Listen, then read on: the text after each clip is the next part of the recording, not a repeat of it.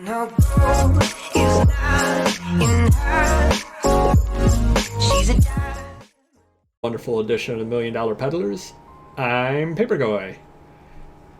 Today we're going to start out happy, end up sad, and wind up happy again, just like every good movie. Sold this. That's right, Beaver Tail Stage from Alton Head, Rhode Island. Picked up in a lot of stuff that I bought off of a fellow dealer. He lives up around Rhode Island, and about once a year he contacts me, puts a lot of stuff on for me to buy on eBay. Literally takes 4 or 5 pictures. Last time I bought it from him, he listed it something or other like 20 pounds of junk for Papergoy, something like that. I purchased it on eBay. He sent it out to me. Luckily, there were only 19 pounds of junk, and the other pound was good things, so I ended up making my money out of it. So it was great. I basically didn't pay anything for this, and it sold for $13, which is great. I went down and I found it, and I brought it upstairs, and as we see, it's got a little bit of damage on it. Unfortunately, it didn't have that damage when I put it away. Got damaged in storage. And it'll probably happen to you at some point. So what do? It's literally missing a corner. There are some people who would just send it out and hope the person doesn't notice, or that the person's just happy to have it and doesn't comment on it. I don't feel that's the right thing to do. So I was very, very proactive about it. What I did is I logged into PayPal and gave them a full refund after I had purchased the postage for it. And you want to purchase the postage first, just because otherwise you get into canceling orders and all kinds of weird things. It's just easier if you purchase the postage first and then refund them. Then I commented to them through the eBay messages, and I said, hey, I wanted to tell you it got damaged in storage. I am sending it out to you, and I'm also fully refunding your money. So in other words, they're going to get the item free, which is my fault because it did get damaged during storage. Those things do happen, unfortunately. What should I have done differently? Well, I probably should have stored this with other like items instead of around magazines and things like that. What probably happened is it probably got caught in between a couple of things and got torn when something or other moved in the box. Or I could have taken this and put this in like a baseball card hard holder or something like that. Certainly if it were a $100 item, I would have done so. Being a lower priced item, it just never occurred to me because this isn't particularly flimsy. It's a little thicker than a postcard, actually. So I'm very, very surprised this had happened. It must have gotten caught, and then I lifted something and it tore. One thing that you should do at all times is undergrade, because I want you to think about it. Nothing will ever improve in grade over time. It always degrades in some manner or other.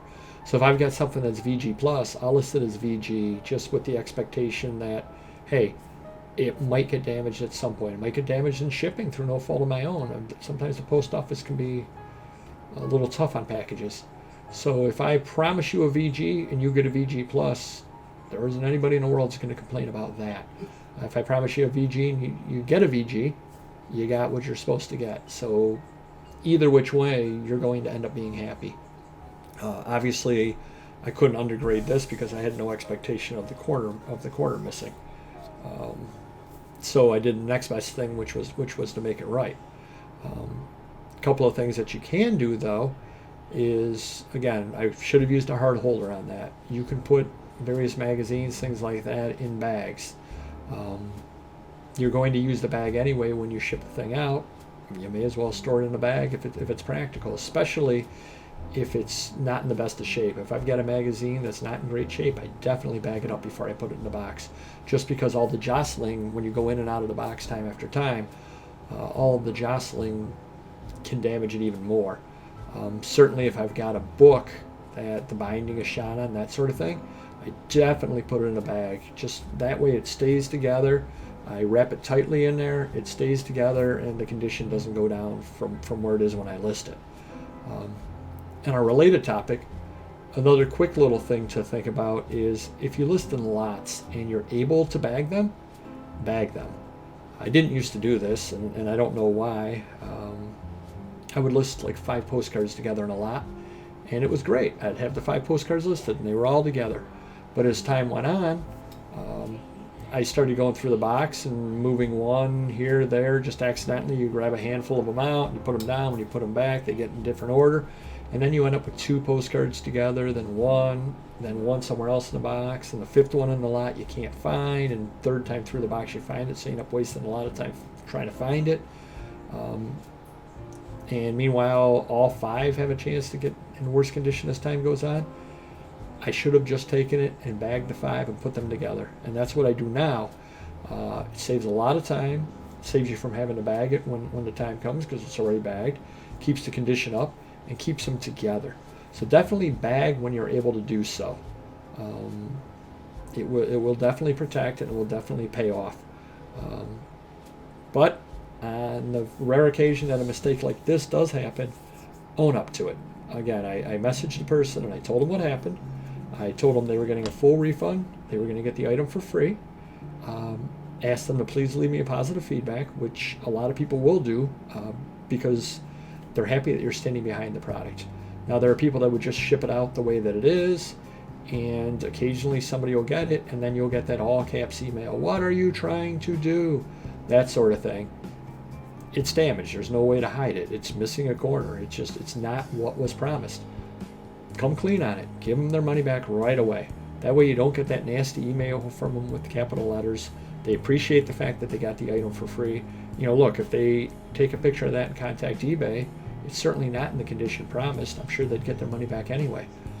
Might as well be proactive on it.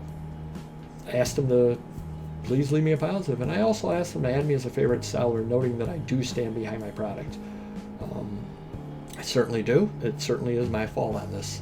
So I definitely will in an upcoming video let you know what the feedback is from the person. If I suspect that they'll probably thank me for it because I don't know how many positives they have, but they have a fair number of positives, 800, 900,000 positives, something like that. So they've been on eBay before, and they know that accidents do happen, and they've probably at some point had a poor experience. And I wanted to change a potentially poor experience into a positive experience for them. And I've actually, unfortunately, had mistakes like similar to this in the past, but I've turned those people into loyal customers just because they know that I will stand behind my product. So you basically only got your reputation on eBay.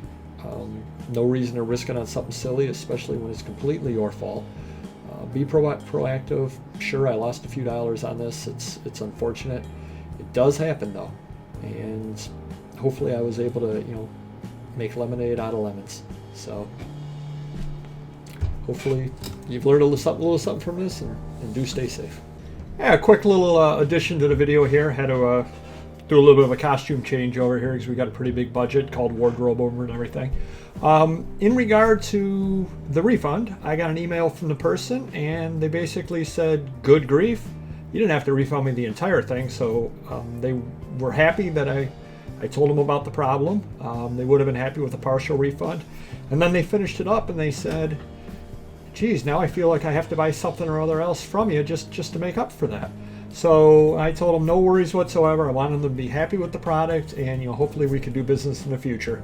So it ended up working well. They are absolutely fine with it and very happy with my being proactive on it. And hopefully I've made a customer for life out of that.